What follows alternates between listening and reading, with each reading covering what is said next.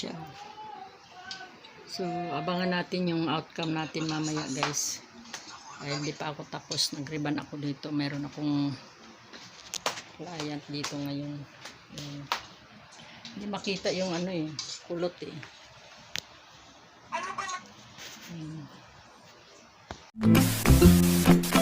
Ang una pa lang itong ano namin. Harap ka nga. Yan.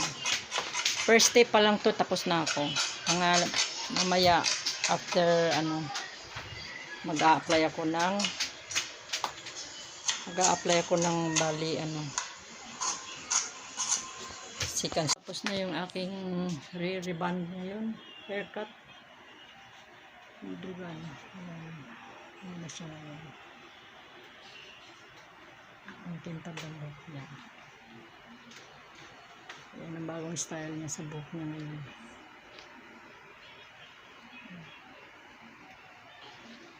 Thank you guys sa inyong panonood. Maraming salamat. This is Beautician again. Bye guys.